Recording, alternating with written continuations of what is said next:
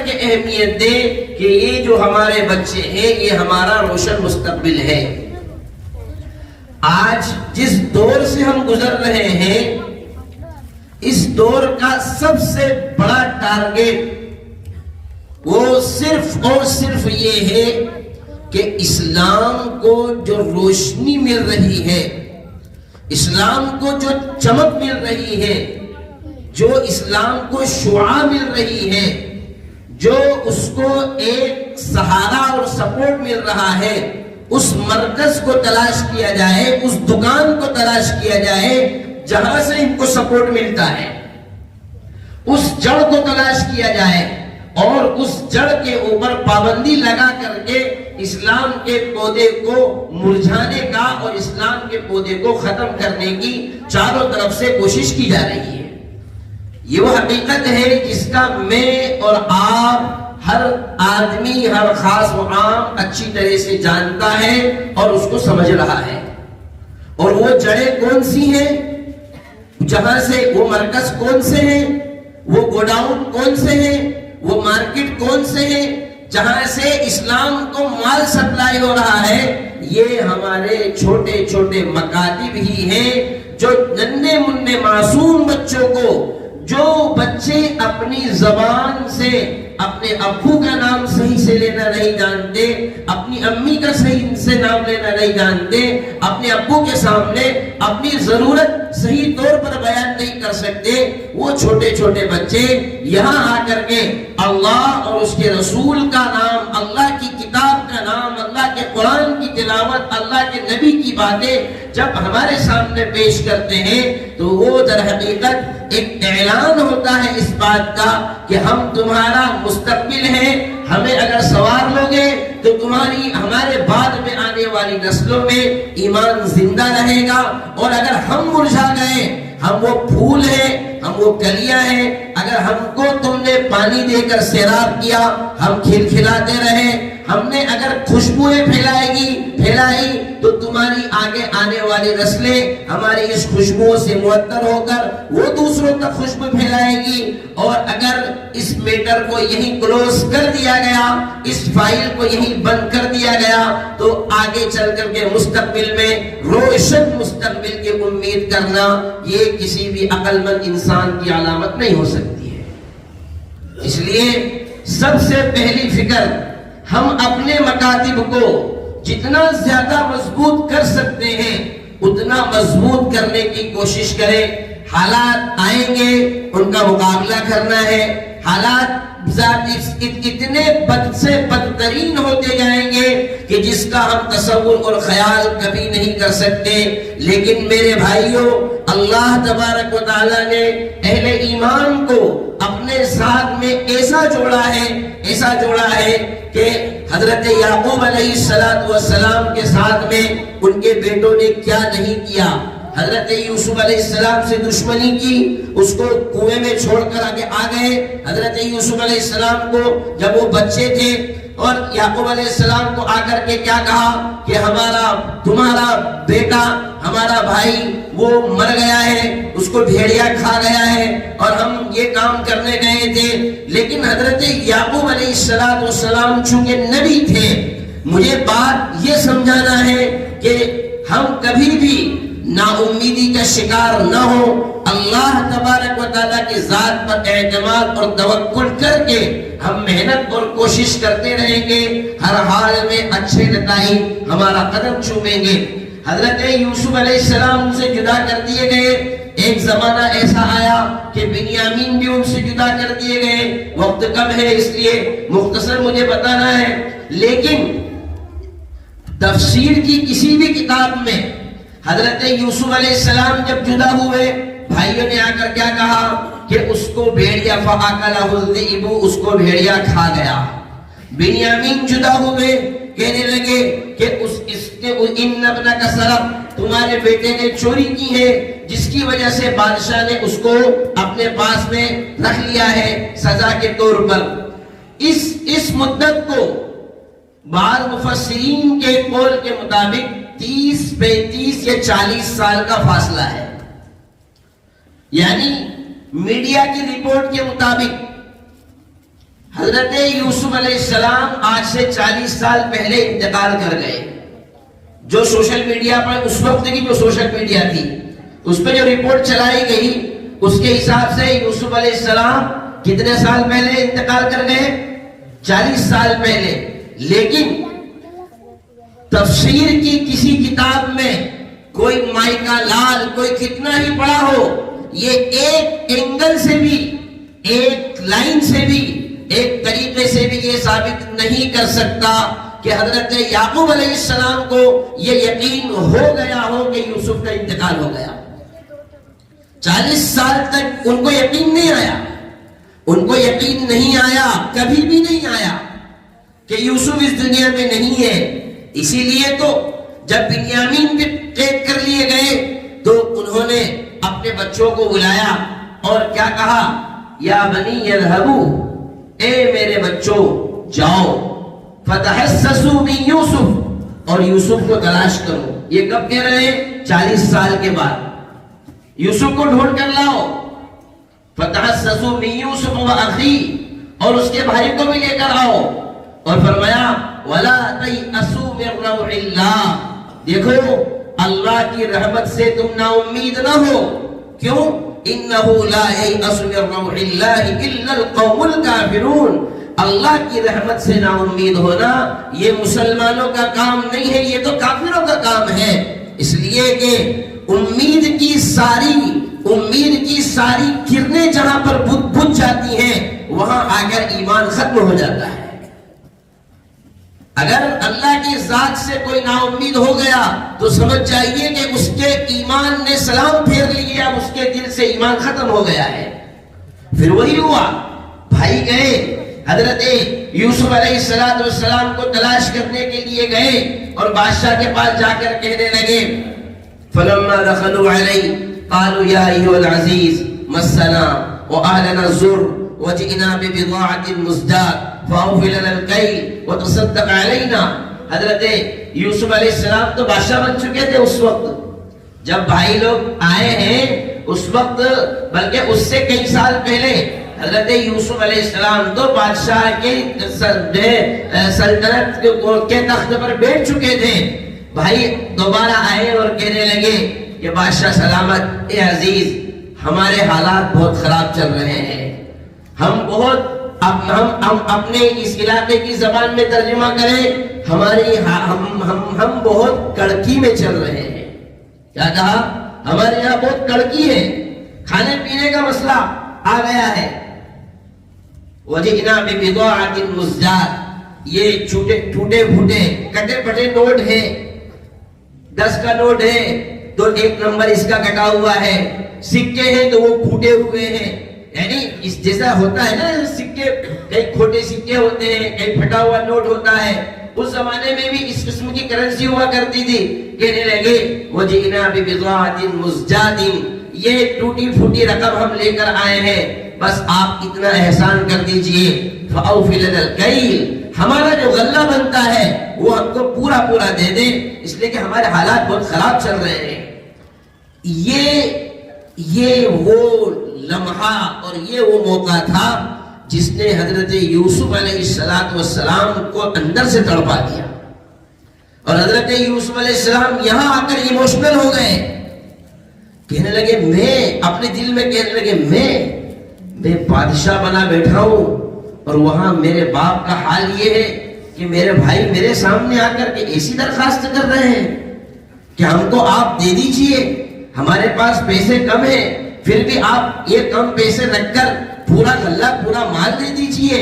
چنانچہ اب یہاں سے اللہ تبارک و تعالیٰ کڑی جوڑ رہا ہے. وہ جو حضرت یوسف علیہ یعقوب نے کہا تھا کہ دیکھو نا امید مت ہونا، امید کی کرن کو زندہ رکھنا، اب وہ کرن کیسے پھوٹتی ہے. یاد رکھیے یہاں ہمارے بزرگ لوگ بیٹھے ہوئے ہیں، ابھی تو 100% گھروں میں گیس آ چکے ہیں، لیکن یہ جو ہمارے اکابرین بزرگ ہیں ان سے پوچھئے آج سے 20 سال پہلے 30 سال پہلے جب گیس گھروں میں نہیں تھے تو کہاں کھانا بنایا جاتا تھا بھائی؟ چولہے میں بنایا جاتا تھا. اور وہ چولہا جلانے میں کتنی محنت لگتی تھی، کتنی مشقت کرنا پڑتی تھی. صبح کا کھانا بن گیا تو شام کا کھانا جب بنانے کے لیے دوبارہ 4 ساڑھے 4 بجے چولہے پر جاتے تھے تو سب سے پہلے امی جان دادی جان وہ کیا کرتی تھی، اس چولہے میں جو راکھ پڑی ہوئی ہے پہلے اس کو کھنگالتی. ایسے بھائی صاحب ایسے کچھ تھا، پہلے اس کو کھنگالتی. اگر اس میں کہیں آگ کی کوئی چنگاری یا آگ کا کچھ جز، ایک آدھ جلا ہوا کوئلہ اگر اس کے اندر مل جاتا تو خوش ہو جاتے کہ چلو اب اسی میں آج کا چولہا جل جائے گا. پھر اس کو پھونک مارتے، چھوٹا سا کاغذ اس کے اوپر رکھتے، چھوٹا سا تنکا اس کے اوپر رکھتے، پھر اس کے اوپر چھوٹی سی لکڑی رکھتے. پھر دھیرے دھیرے دھیرے کر کے 2 سے 4-5 منٹ میں وہ چولہا اس چھوٹی سی چنگاری سے ایسے ہی روشن ہو جاتا تھا جیسا کہ کھانا بننے کے وقت وہ روشن تھا. ایسا ہی کچھ ہوتا تھا کہ نہیں ہوتا تھا بتائیے. تو یہ وہ ایک چھوٹی سی چنگاری اس چولہے میں پڑی ہوئی تھی. معلوم ہوا کہ چولہا پورا بجھا نہیں تھا، اگر وہ بجھ جاتا تو اس کو نئے سرے سے جلانا پڑتا. لیکن اس چھوٹی سی چنگاری نے اس چولہے کو دوبارہ روشن کر دیا. حضرت یوسف یعقوب علیہ السلام نے بیٹوں کو امید کی کرن جگا کر کے بھیجا اور حضرت یوسف علیہ السلام ایموشنل ہوئے اور کہنے لگے هل علمتم ما فعلتم بیوسف واخیہ اذ انتم جاہلون. تمہیں کچھ پتا ہے تمہارا ایک بھائی تھا یوسف نام کا، ہاں تھا، تم نے اس کے ساتھ ایک کانڈ کیا تھا، ایک حادثہ ہوا تھا اس کے ساتھ، تم نے اس کو مرڈر کیس میں پھنسا دیا تھا، کچھ کیا تھا تم نے اس کے ساتھ، اور ابو کو جا کر ایسا ایسا الٹی سیدھی لگا دی تھی. یاد ہے تم کو کچھ؟ هل علمتم ما فعلتم بیوسف واخیہ اذ انتم جاہلون. تمہیں کچھ علم نہیں تھا لیکن تم نے یوسف کے ساتھ بھی اور اس کے بھائی کے ساتھ بھی کچھ حرکتیں کی تھی. تو وہ جو بھائی لوگ تھے وہ بھی عقل بہت تھی ان کے اندر بھی، وہ انہوں نے اب اپنا ذہن دوڑایا، اپنا دماغ دوڑایا اور یوسف علیہ السلام کو دیکھ کر کے پچھلے 40 سال پرانے تصور میں کھوئے کہ یہ وہی تو نہیں ہے. کہنے لگے اَإِنَّكَ لَأَنْتَ یوسف، آپ ہی تو نہیں ہے یوسف. حضرت یوسف علیہ السلام سے کیا کہنے لگے؟ آپ ہی تو نہیں ہے. قال انا یوسف وہذا اخی. حضرت یوسف علیہ السلام نے فرمایا جی میں ہی یوسف ہوں اور یہ میرا بھائی ہے. قد من اللہ علینا، اللہ نے ہمارے ساتھ احسان کیا. تم نے تو پوری پلاننگ کر لی تھی ہمیں ختم کرنے کی، تم نے تو تمہارا جو کام کرنا تھا تم نے کر لیا، لیکن ایک طرف تم تدبیر کر رہے تھے، ایک طرف میرا اللہ تدبیر کر رہا تھا. تمہاری تدبیر یہ تھی کہ مجھے کنویں میں ڈال کر کے 2-4 دن میں مر جاؤں گا، لیکن تمہیں پتا نہیں تھا کہ تم مجھے جتنا نیچا کرنا چاہ رہے تھے میرا اللہ مجھے آسمانوں میں اتنی ہی بلندی دینا چاہ رہا تھا. تم تو چاہتے تھے کہ میں عام انسانوں میں بھی نہ رہوں، لیکن میرے اللہ نے مجھے وہ طاقت، وہ قوت اور وہ فضل میرے اوپر فرمایا کہ عام انسان تو عام انسان میرا شمار میرے اللہ نے انبیاء میں فرمایا. اللہ نے مجھے نبوت عطا فرمائی، اللہ نے مجھ پر احسان فرمایا. اب یہاں آ کر کے حضرت یوسف علیہ السلام کے سارے بھائی نادم ہوئے، شرمندہ ہوئے. چنانچہ اس کے بعد لمبا قصہ ہے، مجھے تو صرف اتنی بات عرض کرنا ہے کہ حضرت یعقوب علیہ السلام نے ایک امید جگائی. اس امید کی بنیاد پر یوسف علیہ السلام کی بھائیوں سے پھر ملاقات ہوئی اور وہ پرانی رشتہ داری، وہ پرانے تعلقات، وہ پرانے خیالات، وہ پرانا آؤ بھاؤ، وہ پرانا میل جول، وہ پرانی ملنساری دوبارہ پھر زندہ ہوئی. اور اللہ تبارک و تعالیٰ نے پھر حضرت یوسف، حضرت یعقوب، بنیامین سارے کے سارے پھر ایک مرتبہ اکٹھا ہوئے.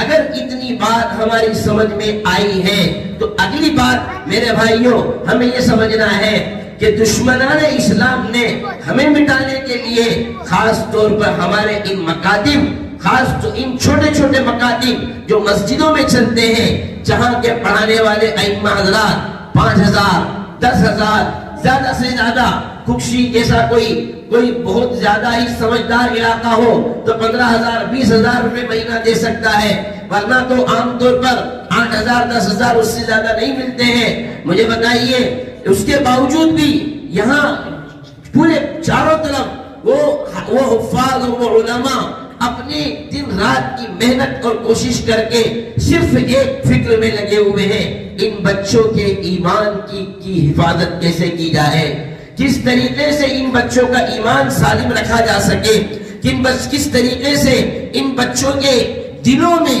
ایمان کی جو روشنی چمک رہی ہے اس کو پھر شعلہ جوالہ بنایا جا سکے، ایمان کی شعائیں جو کبھی بجھی نہیں ہے۔ ایک بات یاد رکھے میرے بھائیوں، ہم ایک شکوہ کرتے ہیں کہ مولانا صاحب حالات بہت خراب ہو گئے ہیں، لوگ نمازیں نہیں پڑھ رہے ہیں، روزے نہیں رکھ رہے ہیں، جوا کھیل رہے ہیں، سٹے کھیل رہے ہیں، اور یہ کر رہے ہیں وہ کر رہے ہیں۔ ساری باتیں صحیح ہے، میں تو یہ کہتا ہوں لوگوں سے، ایک مرتبہ ایک صاحب نے مجھے رمضان کے مہینے میں ایک صاحب کا انتقال ہوا، ان مسجد میں ہی ان کے انتقال کا بورڈ لگا ہوا تھا، تو ایک صاحب کھڑے ہوئے تھے، کہنے لگے ارے بہت بیکار آدمی تھا وہ، کیا کہنے لگے، ریٹائر ہو گیا اس کے بعد بھی فلاں جگہ نوکری کرنے چلا گیا، نہ نماز کے ٹھکانے نہ روزے کے ٹھکانے۔ میں نے ان سے صرف ایک سوال کیا، مجھے بتائیے جتنی برائی تم کر رہے ہو اس سے 10 گنا زیادہ خراب آدمی تھا، تم اگر کہہ رہے ہو کہ اس میں 10 برائیاں تھی، میں کہتا ہوں چلو مان لو اس میں 10 نہیں 90 اور جوڑ لو، 100 برائیاں تھی، ان سب برائیوں کے باوجود بھی اگر اللہ تبارک و تعالیٰ نے اس کی فائل کلیئر کر دی اور اس کو اللہ نے معاف کر دیا تو تم کیا کر لو گے بتاؤ؟ ارے یہ تو اللہ اور اس کے بیچ کا معاملہ ہے نا، بھئی مجرم کو سزا کون دے گا؟ جس کا جرم کیا ہے وہی تو سزا دے گا۔ اگر آپ کا مجرم ہے تو آپ سزا دیں، اور اگر اللہ کا مجرم ہے تو سزا دینے کا حق بھی اللہ کو ہے۔ اسی لیے قرآن کریم نے اللہ تبارک و تعالیٰ کو مالکی یوم الدین کہا ہے کہ اللہ روز جزا کا مالک ہے۔ مالک جو ہوتا ہے وہ کسی اصول اور قانون کا پابند نہیں ہوتا ہے۔ جتنے بھی فیصلہ کرنے والے جج ہوتے ہیں، مجسٹریٹ ہوتے ہیں، وہ اصول اور قانون کے پابند ہوتے ہیں۔ اگر کوئی جج کسی کو قتل کرتا ہوا دیکھ لے تو وہ اپنے عہدے کی کرسی پر بیٹھ کر کے یہ فیصلہ نہیں کر سکتا کہ میں نے اس کو قتل کرتے ہوئے دیکھا ہے اس لیے اس کو پھانسی پر لٹکا دو۔ وہ تو اس کی جو پروسیجر ہے، 2 گواہوں کا آنا، تاریخ کا ہونا، وہ سارا کرے گا، حتیٰ کہ اگر وہ خود گواہی دینا چاہتا ہے تو اس کرسی پر بیٹھ کر گواہی نہیں دے گا۔ وہ کہاں آ کر گواہی دے گا؟ اس کٹگڑے میں آ کر گواہی دے گا جس کٹگڑے میں گواہ آ کر گواہی دیتا ہے۔ ایسا ہی کچھ ہے۔ لیکن مالک جو ہوتا ہے وہ کسی قانون کا پابند نہیں ہوتا۔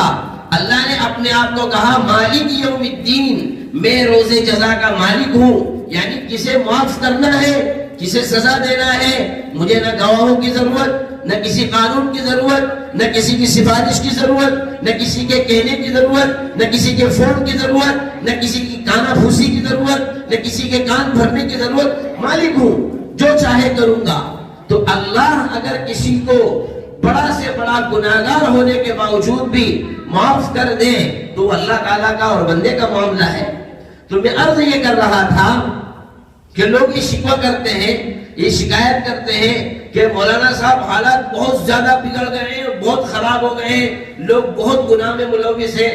بالکل بات ایسی ہی ہے، بالکل صحیح ہے، لیکن اس کے باوجود بھی ابھی ہمارا رشتہ اللہ تبارک و تعالیٰ سے کٹا نہیں ہے، کمزور پڑ گیا ہے، کمزور پڑا ہے۔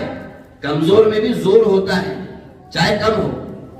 جو کمزور ہوتا ہے نا، زور اس میں بھی ہوتا ہے، چاہے کم ہوتا ہے لیکن زور ہوتا ہے۔ تو اللہ سے ہمارا رشتہ ابھی کٹا نہیں ہے، کمزور ضرور پڑا ہے، یعنی ہم پوری طریقے سے اللہ تعالیٰ سے کٹے نہیں ہیں جب تک کہ ہم اپنے آپ کو مومن ایمان والا کہہ رہے ہیں۔ سمجھ جائیے کہ امید کی کرن اس وقت تک زندہ ہے۔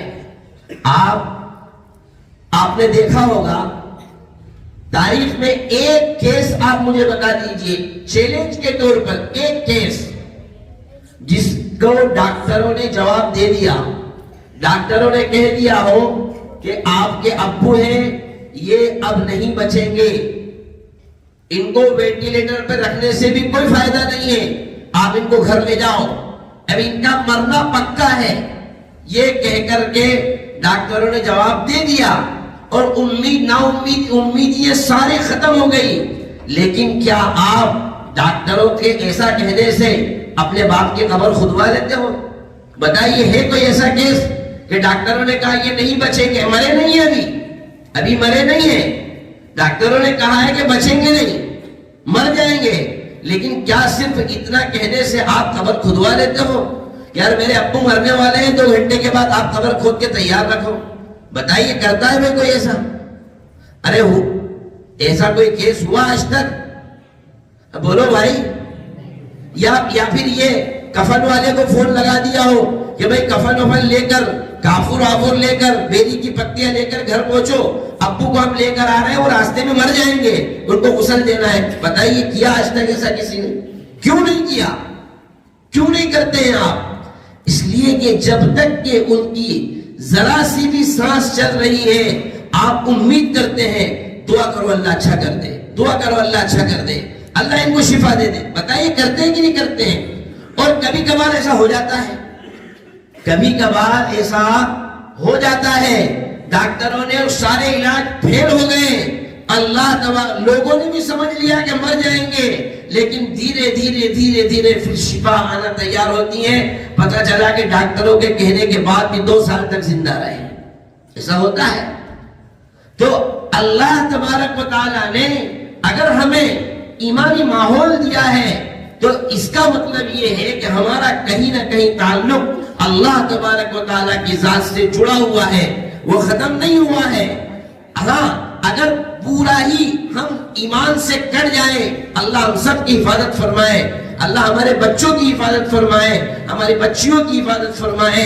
جب پورے کٹ جائیں گے تب یہ کہا جائے گا کہ اللہ کا اور ان کا کوئی تعلق نہیں رہا، لیکن الحمدللہ بات ایسی نہیں ہے، امید کی کرنیں ابھی تک زندہ ہیں، اور اللہ تبارک و تعالیٰ نے ایمان والوں کو وہ طاقت اور وہ قوت عطا فرمائی ہے، جب یہ کسی کام کو لے کر کے کھڑے ہوتے ہیں حوصلے کے ساتھ، عزم کے ساتھ، استقلال کے ساتھ، ہمت کے ساتھ، تو اللہ تبارک و تعالیٰ بڑی سی بڑی طاقت کو بھی ان کے آگے زیر کرتا ہے، اور بڑے سی بڑی طاقت بھی ان کے سامنے ہاتھ چھوڑنے پر مجبور ہوتی ہے۔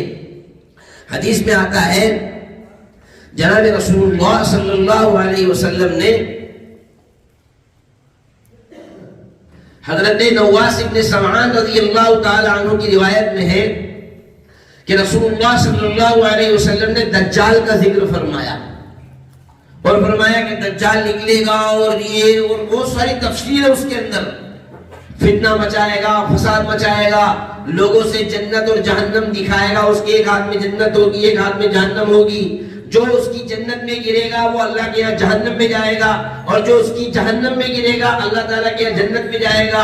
تو اس کو جتنا فتنہ فساد پھیلانا ہے وہ پھیلائے گا اور مچائے گا، لوگوں کو مارے گا بھی، خزانے بھی اس کے پیچھے چلیں گے، اور وہ یہ تصور کرے گا کہ مجھے کوئی ہرا نہیں سکتا، مجھے کوئی ہرا نہیں سکتا۔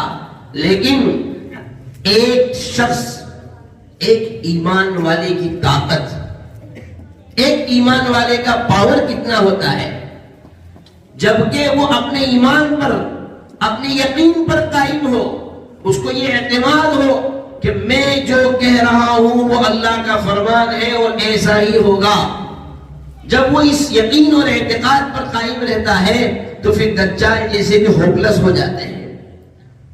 چنانچہ حدیث میں ہے کہ ایک شخص کو دجال بلائے گا، اور بلا کر کے اس سے پوچھے گا کیا تو گواہی دیتا ہے کہ میں خدا ہوں، میں اللہ ہوں، میں مالک ہوں، میں خالق ہوں، تو گواہی دیتا ہے؟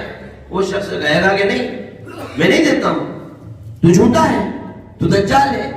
چنانچہ حدیث میں ہے کہ دجال اس کے بیچ میں سے 2 ٹکڑے کر دے گا، کیا کرے گا؟ بیچ میں سے اس شخص کے 2 ٹکڑے اس کے کر دیے جائیں گے. پھر وہ اشارہ 2 ٹکڑے کے کرنے کے بعد میں پھر اشارہ کرے گا, 2 ٹکڑے آپس میں مل کر کے پھر وہ شخص واپس کھڑا ہو جائے گا. یہ میں حدیث سنا رہا ہوں آپ کو, یہ کوئی کہانی ہے, کوئی قصہ نہیں ہے, یا کسی فلسفی کا قول نہیں ہے, یہ رسول اللہ صلی اللہ علیہ وسلم کا فرمان ہے. وہ شخص, وہ ایمان والا پھر جب کھڑا ہوگا تو پھر دجال اس سے سوال کرے گا, اب تو یقین ہو گیا کہ میں زندہ بھی کرتا ہوں اور مارتا بھی ہوں, تجھے پہلے موت دی پھر زندگی دی, اب تو یقین ہو گیا کہ میں خدا ہوں. تو وہ کیا کہے گا؟ وہ کہے گا اشہد انک الدجال الذی حدثنا رسول اللہ صلی اللہ علیہ وسلم. اب تو اور پکا یقین ہو گیا کہ تو ہی وہ دجال ہے جس کے بارے میں رسول اللہ صلی اللہ علیہ وسلم نے ہمیں خبر دی تھی. اب تو اور پکے یقین سے میں کہتا ہوں. چنانچہ رسول اللہ صلی اللہ علیہ وسلم فرماتے ہیں اس ایمان والے کے ان کلمات کو سن کر کے دجال کے ہاتھ پیر پھول جائیں گے, ہوپلس ہو جائے گا.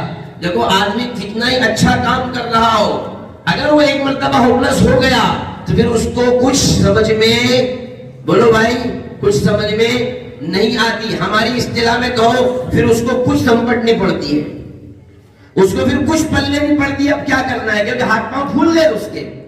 جب آدمی کے ہاتھ پیر پھول جاتے ہیں تو وہ پھر کچھ کام نہیں کر پاتا ہے. بس یہی کیفیت دجال کی بنے گی, اس کے ہاتھ پیر پھول جائیں گے.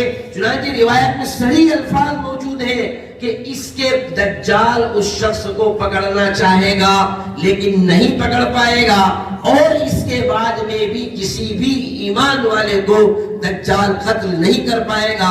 اس لیے کہ اس ایمان والے کی اس حوصلے اور اس استقامت کی وجہ سے وہ اپنی تمام طاقت کھو بیٹھے گا. پھر حضرت عیسیٰ علیہ السلام کا نزول ہوگا اور حضرت عیسیٰ علیہ السلام اس کو قتل کر دیں گے.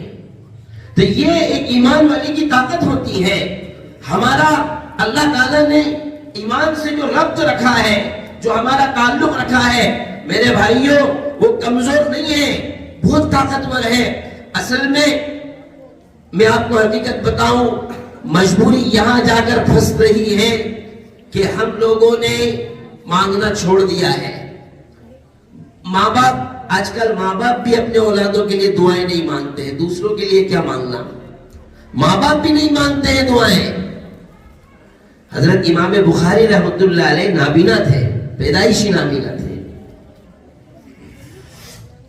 تو ان کی والدہ بڑی نیک تھی. ایک دن پتہ نہیں کیا ہوا, دعا کرنے کے لیے بیٹھی تو اللہ تعالیٰ سے, جو لوگ اللہ سے زیادہ قریب ہوتے ہیں نا تو ان کے دعا مانگنے کا طریقہ الگ ہوتا ہے. وہ دعا مانگتے نہیں ہیں, پھر وہ دعا منواتے ہیں. جو اللہ کے قریب ہوتے ہیں وہ دعا منواتے ہیں, اور وہ جیسا کہہ دیتے ہیں اللہ ویسا کر دیتا ہے. مائیں بھی ایسی ہوا کرتی تھی. تو ان کی والدہ نے دعا کی, اے اللہ, یہ دعا کے الفاظ ہے, اے اللہ کیا تیرے خزانے میں 2 آنکھیں بھی نہیں جو میرے بیٹے محمد کو دی جا سکے. ان کا نام محمد تھا. امام بخاری رحمۃ اللہ علیہ کا نام تھا محمد, ان کے والد کا نام تھا اسماعیل, محمد ابن اسماعیل البخاری. تو کہنے لگے, ان کے والدہ کہنے لگی, یا اللہ تیرے خزانے میں 2 آنکھیں بھی نہیں ہیں جو میرے بیٹے محمد کو دی جا سکے. یعنی یہ انداز تھا. اللہ تعالیٰ نے اس دعا کو قبول فرمایا اور امام بخاری رحمۃ اللہ علیہ کو آنکھیں دی گئی. پھر اس کے بعد میں علم حدیث پر کیا کام کیا ہے, کیا خاص, کیا عام, کیا حافظ, کیا عالم, کیا جاہل, کیا مولوی, کیا جو ہے چھوٹا, کیا بڑا, ہر آدمی اس بندے کے نام کو جانتا ہے. امام بخاری, امام بخاری, بخاری شریف, بخاری شریف. بتائیے جانتے ہیں کہ نہیں جانتے ہیں؟ ایک ماں کی دعا کا اثر تھا. ماں نے, ماں باپ بھی آج کل اپنی اولادوں کے لیے دعائیں نہیں کرتے ہیں. اگر ہم اپنی اولادوں کو اچھا دیکھنا چاہتے ہیں تو میرے بھائیوں ان کے لیے ہم خود بھی اپنے طور پر بھی عبادتیں کریں, ان کے لیے بھی دعاؤں کا اہتمام کریں. ماں باپ کی دعاؤں میں بڑی تاثیر ہوتی ہے. اور پھر جب اللہ سے مانگا جائے, ارے بچہ کتنا ہی نافرمان ہو, کتنا ہی بڑا شریر ہو, بہت سارے بچے ہوتے ہیں شریر، بہت ستاتے ہیں ماں باپ کو، بہت کلپاتے ہیں اور بہت ماں باپ کو پریشان کرتے ہیں، لیکن بھاگ گیا، بچہ ہے صبح سے بھاگ گیا مدرسے کے ڈر سے، صبح 7 بجے چائے پی، ٹوسٹ کھائے اور گھر سے نکل لیا، اب دن بھر گھر نہیں آیا، ادھر ادھر گھوم رہا ہے، کر رہا ہے، شام کو بھوک لگی 8 بجے 9 بجے 9:30 بجے 10 بجے چپ چاپ سے گھر آئے گا اور کوشش یہ کرے گا کہ جا کر کیا کروں، سو جاؤں، یہ کوشش کرے گا، لیکن جب گھر میں جاتا ہے تو ماں باپ اس کو سونے نہیں دیتے ہیں، نہ بھگاتے ہیں، بلکہ کیا کہتے ہیں، کہاں تھا دن بھر، وہ یہاں گیا تھا وہاں گیا تھا، کھانا کھایا، وہ چپ چاپ رہتا ہے، کچھ نہیں بولتا ہے، کھانا کھایا، اس کو پتا ہے اگر کہوں گا نہیں کھایا تو ہو سکتا ہے ماں باپ بجائے مارے، لیکن وہ چپ چاپ رہتا ہے، ادھر سے ابو امی کہتے ہیں چل چپ چاپ کھانا کھا، منہ ہاتھ دھو کھانا کھا، اب آئندہ مت کرنا، ہو گیا کیس ختم، ہو جاتا ہے کہ نہیں ہو جاتا ہے، معاملہ ہی ختم ہو جاتا ہے۔ حافظ ابن قیم رحمۃ اللہ علیہ نے ایک واقعہ لکھا ہے، فرماتے ہیں ایک مرتبہ میں بازار سے جا رہا تھا تو میں نے دیکھا کہ ایک 10 سال کا 8 یا 10 سال کا بچہ تھا، اس کی ماں اس کو بہت مار رہی تھی، اس کی ماں اس کو مار رہی ہے، تو نالائق ہے، تو ایسا کرتا ہے، وہ ایسا کرتا ہے، نکل جا میرے گھر سے اور تیری کوئی ضرورت نہیں ہے، اور بچہ وہ رو رہا ہے اور امی سے کہہ رہا ہے کہ امی مجھے معاف کر دو، آج نہیں کروں گا، لیکن اس کی ماں نے اس کو مارا اور گھر سے نکال دیا اور دروازہ بند کر لیا، اندر سے دروازہ بند کر لیا، وہ بچہ تھوڑی دیر تو بیٹھا رہا، پھر اٹھ کر کے سوچا کہ چلو یار اب دروازہ تو بند ہو گیا ہے، ہوتے جیسے ہمارے زمانے کا بچہ ہو، فرض کر لو تھوڑی دیر کے لیے ککشی کا کوئی بچہ ہو تو وہ یہ سوچ کر کے 10-12 سال کا بچہ کہ ہوٹل میں کام کریں گے، گلاس ولاس دھوئیں گے تو 2 ٹائم کی روٹی مل جائے گی، یا کھتری قوم کا بچہ ہو تو دیکھ لیں گے بابا کسی سیل والے سے بات کر لیں گے تو اچھی جگہ مل جائے گی، بھائی یہ تصور بچے کا آئے گا، بچے کا یہ تصور چلے گا، تو وہ بچہ بھی کچھ تصور کر کے کہ میں دنیا بہت بڑی دنیا ہے، کہیں بھی جا کر کام کر لوں گا اور میرا کام ہو جائے گا، یہ سوچ کر کے اٹھ کر جانے لگا، تھوڑی دیر کے بعد تھوڑی دور گیا، پتہ نہیں اس کو کیا خیال آیا، واپس آ کر بیٹھ گیا، اس کی ماں نے جب دوبارہ دروازہ کھولا تو پھر وہ آنکھ بگولا ہو گئی، اور مجھے بھگا دیا تھا، گیا کیوں نہیں ہے، ابھی تک یہیں بیٹھا ہے، اور یہ تو کتنا ڈھیٹ ہے اور بے حس ہے، یعنی جو بھی بولنا تھا سب کچھ انہوں نے بول دیا، تو بچہ کہنے لگا کہ امی جان میں چلا گیا تھا اور میں نے سوچ لیا تھا کہ اب میں نہیں آؤں گا، میں نے سوچ لیا تھا اتنی بڑی دنیا ہے، کوئی بھی 2 روٹی دے دے گا، ارے محنت کریں گے مزدوری کریں گے کون نہیں دے گا، لیکن پھر مجھے خیال آیا تھوڑی دور جانے کے بعد کہ یہ جو بھی ہے جیسی بھی ہے، دھتکار رہی ہے، بھگا رہی ہے، کچھ بھی ہے، لیکن تیری ماں ہے، تجھے ایسی ماں نہیں ملے گی، اس لیے میں نے تو سوچ لیا ہے تو مارے گی، بھگائے گی، کچھ بھی کرے گی، یہاں بیٹھے بیٹھے مر جاؤں گا لیکن چھوڑ کر کے نہیں جاؤں گا، بس ایسی بات ہے، مائیں تو مائیں ہوتی ہیں، اتنے میں تو اس کی ماں اس کا دل پسیجا، بچے کو سینے سے لگایا، اس کے سر پر ہاتھ پھیرا، اپنے سینے سے چمٹایا، کہنے لگی بیٹا میرا ارادہ تجھے بھگانے کا نہیں تھا، میں تو صرف تجھے یہ نصیحت دینا چاہتی تھی کہ تو اچھا انسان بن، نیک انسان بن، کون سی ماں ہے جو اپنے بچوں کو بھگایا کرتی ہے، چل گھر چل، اس کو اندر لے کر گئی، کھانا وانا کھلایا اور سارا معاملہ واپس جیسا پہلے تھا ویسے ہی ہو گیا۔ تو جب ایک ماں اپنے بچے کے ساتھ ہی کر سکتی ہے تو اللہ تو ہمارے ساتھ ہماری ماؤں سے زیادہ محبت کرنے والا ہے، ہم اس سے دعائیں کریں گے نہیں سنے گا وہ، ہم اس کے سامنے اپنی درخواست رکھیں گے نہیں سنے گا وہ، اپنی پریشانیاں مجبوری یہاں آ کر پھنس رہی ہے کہ ہم اپنے شکوے، اپنی شکایتیں، اپنی کمزوریاں اس سے کہتے ہیں، اس سے کہتے ہیں، اس کے گھر میں جا کر بیان کرتے ہیں، وہ فلاں آدمی کے پاس جا کر بیان کرتے ہیں، فلاں سیٹ کے پاس جا کر بیان کرتے ہیں، میں بہت پریشان ہوں، میرے ساتھ ایسا ہو رہا ہے۔ ارے ایک آدھ بار کبھی اللہ کے سامنے بھی تو کر کے دیکھیں، ایک آدھ بار اللہ کے سامنے بھی کر کے دیکھے، اے اللہ میں بہت مجبور، بہت پریشان ہوں، تیرے سامنے آیا ہوں، اب میرے مسئلے کا حل تو ہی کرے گا. ایسا بھی تو کر کے دیکھے. میرے بھائیوں، یہ جو زندگی ہمیں ملی ہے یہ اللہ کی طرف سے ایک بہت بڑا انعام اور بہت بڑا قیمتی تحفہ ہے. خاص طور پر جب وہ ایمان کی روشنی کے ساتھ ملی ہوئی ہو تو اس تحفے کی قیمت اور زیادہ بڑھ جاتی ہے. اگر اس تحفے پر ایمان کا لیبل لگا ہوا ہو، ایمان کا ٹریڈ مارک لگا ہوا ہو تو وہ اور زیادہ قیمتی ہو جاتا ہے. اگر یہ بات ہماری سمجھ میں آئی تو یہ ہمارے ننھے منھے بچے، یہ ہمارے چھوٹے چھوٹے مکاتب، یہ بڑا قیمتی سرمایہ ہے. اس کی حفاظت کرنا ہماری اپنی ذمہ داری ہے. اس کو ہم سنبھالیں. اگر ہم ان کو نہیں سنبھال پائیں گے تو یاد رکھیے آگے آنے والی نسلوں میں ہمارا ایمان کیسے ضائع ہو جائے گا ہم اس کو تصور نہیں کر سکتے. دنیا کا بہت بڑا علم کا گہوارہ آج سے 150-200 سال پہلے جس کی علم کے معاملے میں جس کا شہرہ اور جس کی طوطی بولتی تھی، مصر کا وہ علاقہ، قاہرہ کا وہ علاقہ جہاں بہت بڑے بڑے علماء اور بڑے بڑے، آج سے میں ماضی قریب کی بات کر رہا ہوں، 100-150 سال، وہ 500-800 سال پرانی بات نہیں کر رہا ہوں.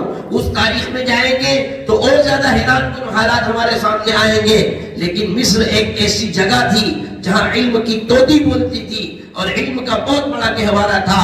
لیکن اوریانیت اور فحاشیت وہاں پلاننگ کے ساتھ لائی گئی. یہودیوں نے اپنی بچیاں، اپنی لڑکیاں مصر میں بھیج کر کے مصر کے نوجوانوں کو برباد کرنے کے لیے اور انہیں عیاشی اور فحاشی کی دعوت دینے کے لیے باقاعدہ انہیں ایک پلان کے تحت انہیں اس کام پر ابھارا گیا.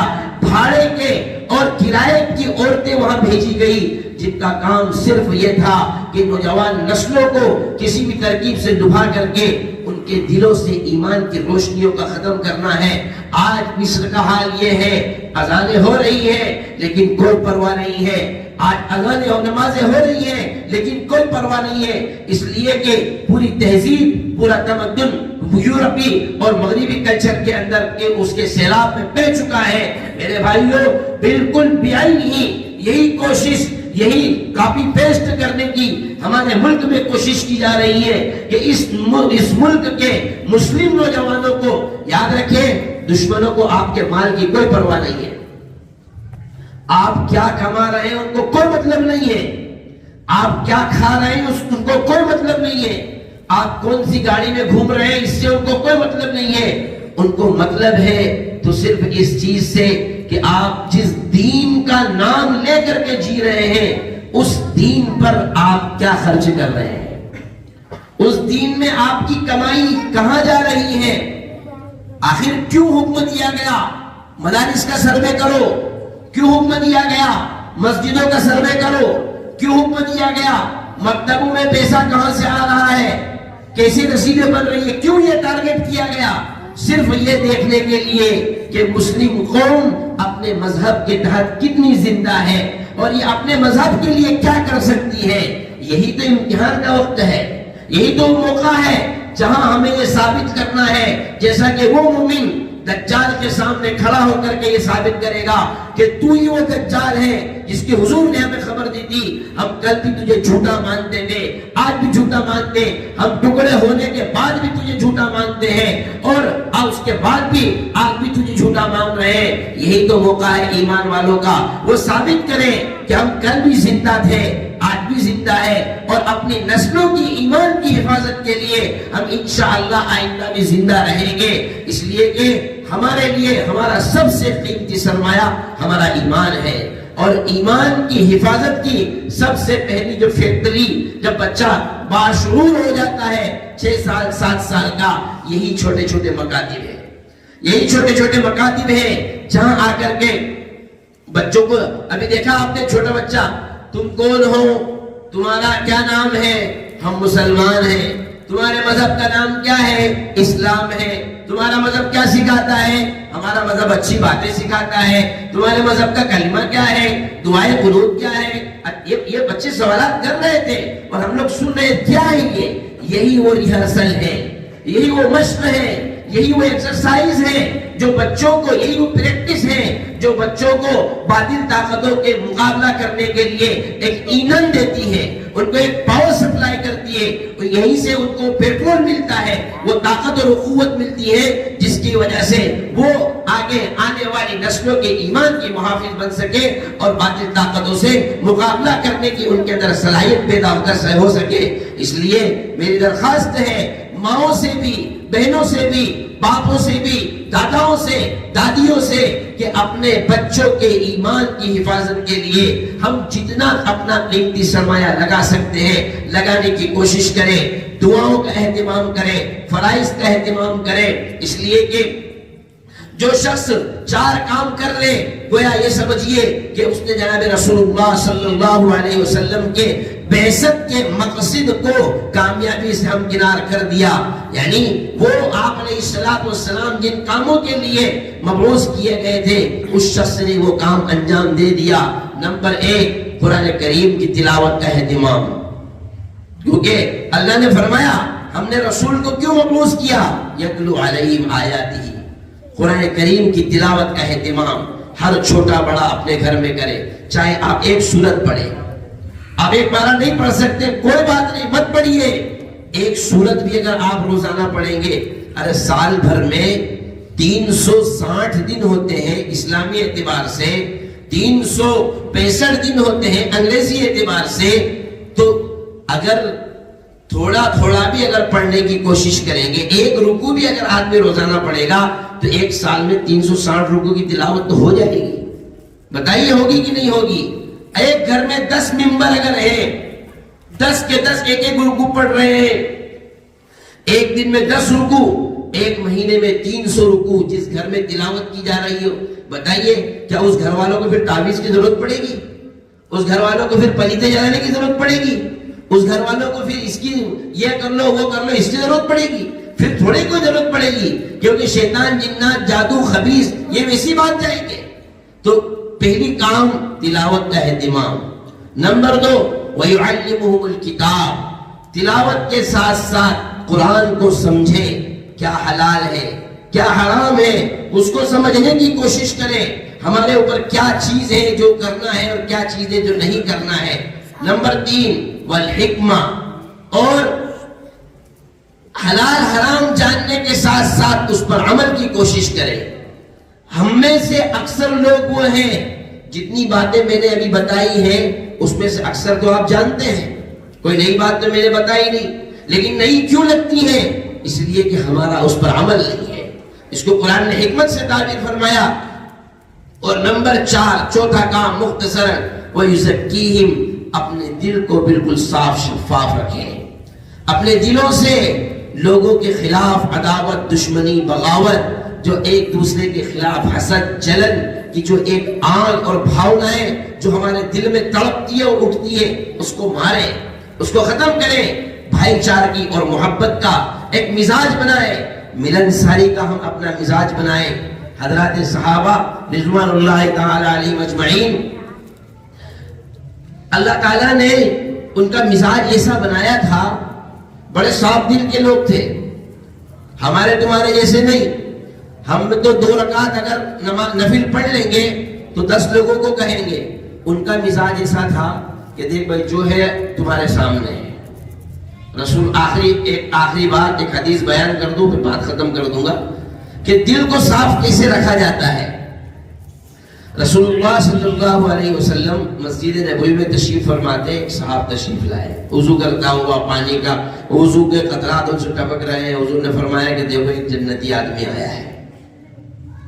ایک دن، اگلے دن پھر مجلس لگی ہوئی تھی، پھر وہ صاحب آئے، 2 دن، تیسرے دن پھر وہ صاحب آئے۔ ایک صحابی ان کو تجسس ہوا کہ یار استاد بہت زبردست آدمی دکھ رہا ہے تو، کیونکہ جن صحابی کو تجسس ہوا وہ بڑے عبادت گزار تھے، تہجد بھی پڑھتے تھے، اشراق بھی پڑھتے تھے، چاشت بھی پڑھتے تھے، اوابین بھی پڑھتے تھے، قرآن کی تلاوت بھی کرتے تھے، دعائیں بھی پڑھتے تھے، سب پڑھتے تھے وہ، یعنی دن بھر عبادت کرنا، رات بھر نوافل پڑھنا۔ تو وہ کہنے لگے کہ یار میں اتنی عبادت کرتا ہوں تو یہ بندہ کتنی کرتا ہوگا، اس کو حضور نے اپنے کو تو آج تک نہیں کہا کہ تو جنتی ہے، اور اس کو ایک نہیں دو نہیں 3 دن لگت 3 دن ہیٹرک لگا دی، آج بھی کل بھی پرسوں بھی۔ تو ان کے گھر پہنچ گئے، کہاں پہنچ گئے؟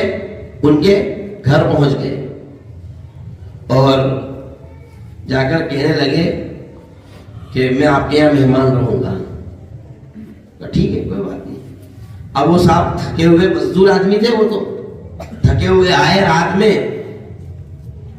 آئے، دعا ہوا پڑی، معمولات جو تھوڑے بہت کرنا تھے، اور سو گئے۔ اب انہوں نے سوچا یار یہ آدمی سو گیا، اور سوتے ہی خراٹے چالو۔ آدمی تھکا ہوا ہوتا ہے تو اس کو سوتے ہی نیند لگ جاتی ہے۔ دیکھو جو آدمی تھکا ہوا ہوتا ہے لیٹا اور نیند لگ جاتی ہے، اور آدمی کو جہاں نیند لگی تو خراٹے چالو ہو جاتے ہیں۔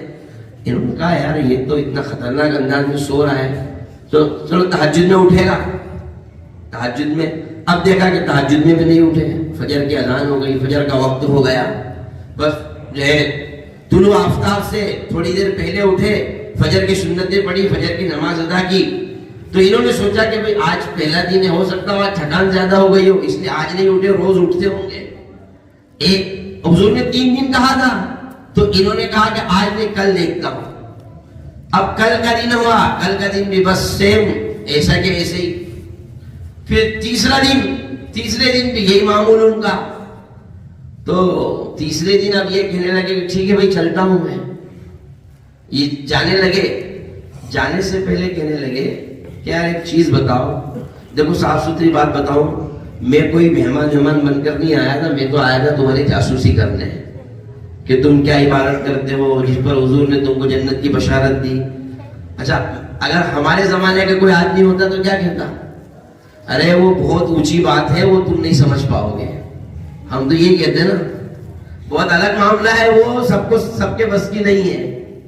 ہمارے یہی کہتا، کیونکہ ہمارے زمانے میں تو لوگوں کو لکڑی ٹھوکنے کی عادت ہے، اپنا ایک دم اپنے آپ کو بتانے کی کہ ہم کتنے بڑے ہیں۔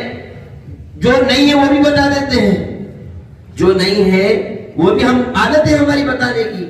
لیکن انہوں نے کیا کہا، بڑے اتنے صحابہ اتنے صاف دل کے تھے کہ جو بات ہوتی تھی وہی بات بتلاتے تھے۔